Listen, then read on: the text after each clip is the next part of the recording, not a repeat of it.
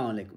ख़वातीन और हज़रात, हमारे दिन का एक बहुत बड़ा हिस्सा लोगों से इंटरैक्ट करते हुए या लोगों से कम्युनिकेट करते हुए, उनसे बातचीत करते हुए बसर होता है।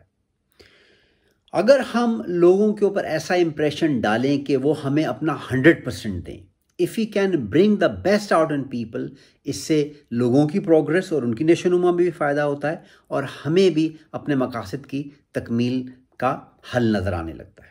ये किस तरीके से हो सकता है? आप लोगों के ऊपर इस तरह का इम्प्रेशन कैसे डाल सकते हैं कि वो ख़ुद भी अपने लिए फ़ायदेमंद साबित हो और आपके लिए भी?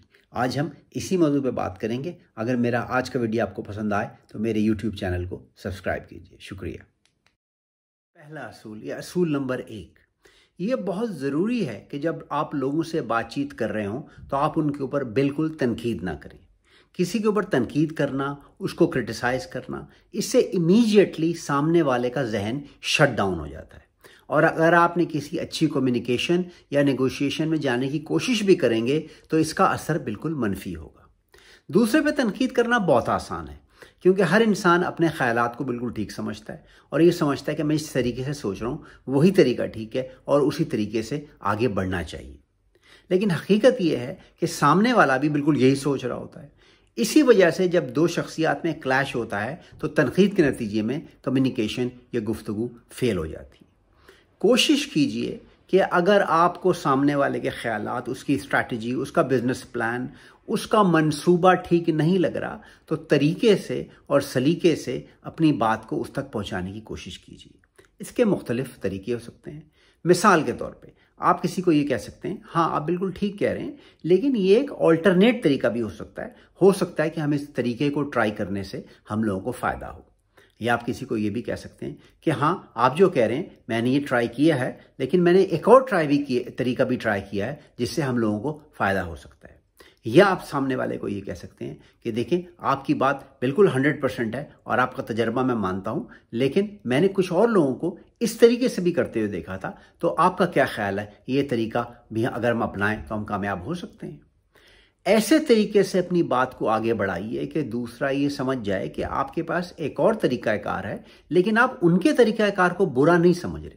जैसे ही आप उसके तरीक़ाकार पर नुक्ताचीनी करेंगे या तनकीद करेंगे, सामने वाला बिल्कुल शट डाउन हो जाएगा। और अगर वो आपके लिए कुछ करने के काबिल है या करने की कोशिश कर सकता है या आपको फ़ायदा पहुंचा सकता है तो वो बिल्कुल नहीं पहुंचाएगा। अगर सामने वाला आपके इक्वल है या आपसे सुपीरियर है तो बात बहुत ज़्यादा ख़राब हो जाएगी। अगर सामने वाला आपसे छोटा है, किसी भी हैसियत में आपसे कम है, तो खामोश तो हो जाएगा, लेकिन उसकी आपकी तनकीद उसको बुरी लगेगी और कहीं ना कहीं आगे मुस्तकबिल में जाके ये बात ख़राब हो सकती है। तरीका number 2, how to bring out the best in people. वो लोग जिनसे आप डेली डील करते हैं, उनकी काबिलियतों को आप कैसे उजागर कर सकते हैं। याद रखिए, आप जिस शख्स की काबिलियत को जितना उजागर करेंगे उससे उनको तो फ़ायदा होगा, लेकिन आपको भी फ़ायदा होगा क्योंकि आप इसी शख्स से डील कर रहे हैं। दूसरा तरीका यह है कि आप दूसरे इंसान की बात को गौर से सुनिए, उनसे एम्पथाइज करने की कोशिश कीजिए। सुनने और समझने में बहुत फ़र्क होता है। हम में से अक्सर लोग इंतज़ार करते हैं कि जैसे ही सामने वाला अपनी बात ख़त्म करेगा हम फ़ौरन अपनी बात शुरू कर देंगे। कोशिश कीजिए कि जेन्युइनली तौर पे आप इसकी बात समझें कि ये क्या कहने की कोशिश कर रहा है और क्यों ये कह रहा है, इसके पीछे क्या बैकग्राउंड है, कौन सी नॉलेज है, कौन सा वाक़या है, कौन सा उस्ताद है, कौन सी किताबें हैं जिनसे पढ़ के ये इस तरह की बात करने की कोशिश कर रहा है। जब आप दूसरे की बात को जेन्युइनली समझने की कोशिश करेंगे तो दूसरे को ये अंदाज़ा फ़ौरन हो जाएगा कि आप उसके ख़यालात, उसके नज़रियात और उसके मंसूबों को समझने की कोशिश कर रहे हैं और आप उसमें इंटरेस्टेड हैं। उसको ये ख्याल हो जाएगा कि आप अपना मंसूबा और अपने ख्यालात उस पर थोपने की कोशिश नहीं कर रहे, बल्कि जेन्युइनली समझने की कोशिश कर रहे हैं कि वो शख्स क्या कह रहा है, ताकि आप खुद उसको एवेल्युएट कर सकें कि वो आपके काम के लिए वो चीज़ है या नहीं है। अगर आप दूसरे के ऊपर ऐसा इंप्रेशन डालेंगे कि उसको अंदाज़ा हो जाएगा कि आप वाकई उसको जेन्युइनली तौर पे समझने की कोशिश कर रहे हैं, तो उसका इंटरेस्ट आप में बहुत ज़्यादा बढ़ जाएगा, रेजिस्टेंस उसके अंदर कम हो जाएगा, उसको आपसे एक अकीदत या मोहब्बत पैदा होगी क्योंकि वो आपको अपना हमदर्द समझने लगेगा। अगर आप इस स्टेज पे पहुंच जाते हैं किसी शख्स के साथ तो यकीन कीजिए कि आपको अपनी बात मनवाने में कोई ज़्यादा मुश्किल या दुश्वारी नहीं होगी। लेकिन आपको जेन्युइनली दूसरों में इंटरेस्ट लेना पड़ेगा। तीसरा असूल, जब आप किसी सामने वाले शख्स से नेगोशिएट कर रहे हो, चाहे वो आपका बच्चा हो, चाहे आपसे बड़ा हो, चाहे आपका उस्ताद हो, चाहे आपका एम्प्लॉय हो, चाहे आपका बॉस हो, तो गिव एंड टेक के लिए तैयार रहिए।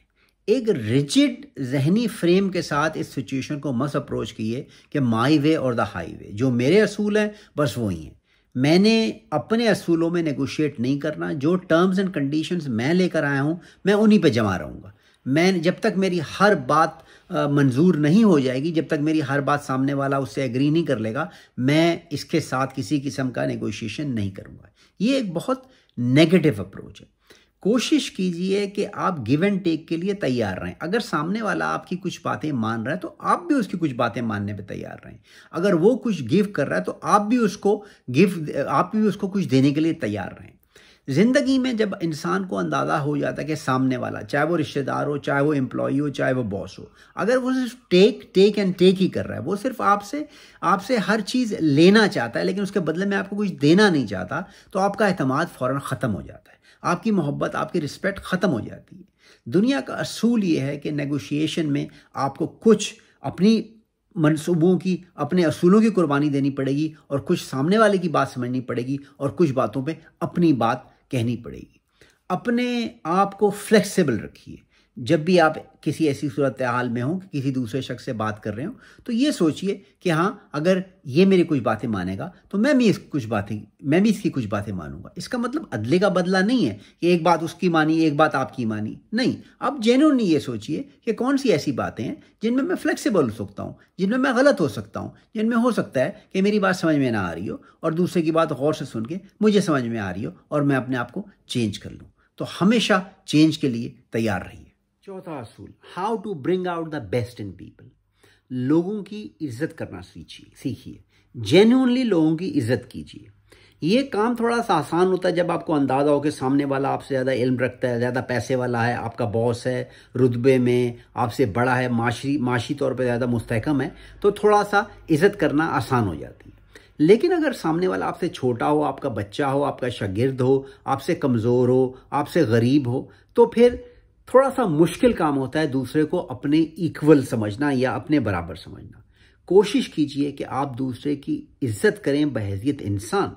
हाँ, ये तो सबको ही बात पता है कि अगर आपका इल्म ज़्यादा है और आपको कुछ सिखाने की कोशिश कर रहे हैं तो वो आपका शागिर्द है और आप उसके उस्ताद हैं, वो आपसे सीखने के लिए आया है। या आपका अगर एम्प्लॉई है तो आप बॉस हैं, वो एम्प्लॉई है, लेकिन बहैसियत इंसान आप उसको छोटा मत समझिए। बहैसियत इंसान आप उसको इतनी ही इज्जत दीजिए, इतनी ही रिस्पेक्ट दीजिए जितना आप अपने किसी बराबर वाले को या अपने से सुपीरियर को देते हैं। अगर आप लोगों की जेन्युइनली इज्जत करेंगे, रिस्पेक्ट करेंगे, तो लोग भी आपकी इज्जत करेंगे। लोग ये समझने लगेंगे कि वाकई ये शख्स बहैसियत इंसान मुझे वैल्यू करता है। वो आपको अपना 100% दें। नहीं कि अगर आप लोगों की इज्जत करेंगे, उनसे तमीज़ और प्यार और अदब से बात करेंगे तो आपका इमेज उनके सामने ख़राब हो जाएगा, वो आपको कमज़ोर समझेंगे, आपका फ़ायदा उठाने की कोशिश करेंगे। दुनिया में ऐसे लोग ज़रूर होंगे जो ये करने की कोशिश करेंगे, मगर ये भी किसी की इज्जत करने ही के ज़मरे में आता है कि आप उनको इंतहाई खुश अखलाक़ी से ये बात बताएं कि देखें, आप जो ये काम कर रहे हैं ये गलत काम है और ये मुझे इस अपनी बिज़नेस के ट्रांजैक्शन में मंजूर नहीं है, और आप अपने full you be with in your rights अगर आप ऐसे शख्स से अपना नाता या अपना ताल्लुक़ भी तोड़ लेंगे। लेकिन इसका ये मतलब नहीं है कि मेजॉरिटी ऑफ द लोग जिनकी आप इज़्ज़त करेंगे, जो अपना तन मन धन आप पे लुटवाने के लिए तैयार हो जाएंगे, आप उन सब की बेइज्जती करें उन कुछ लोगों के लिए जो कि आपकी इस खुश अखलाक़ी का फ़ायदा उठाएं। How to bring the best out in people. पाँचवा और आखिरी असूल, आप अगर चाहते हैं कि आप लोगों के अंदर एक ऐसी एबिलिटीज़ को उजागर करें जो आपकी ऑर्गेनाइजेशन के लिए बेहतरीन हो, तो आपको हमेशा नाकामयाबी या फेलियर के लिए तैयार रहना पड़ेगा। कभी भी ये मत सोचें कि आपको कुछ ऐसे लोग मिल गए हैं जिनसे आपकी बिज़नेस ट्रांजैक्शन ठीक नहीं हुई, या कुछ ऐसे लोग मिल गए हैं जिन्होंने आपको धोखा दे दिया, या कुछ ऐसे लोगों से वास्ता पड़ गया है कि जिनके ऊपर इन असूलों का इतलाक़ नहीं होता, तो ये इन असूलों की नाकामयाबी या फेलियर है। फेलियर को हमेशा एक तजर्बे के तौर पे सोचिए। दुनिया में कोई चीज़ फेलियर नहीं होती है, हर चीज़ तजर्बा होती है।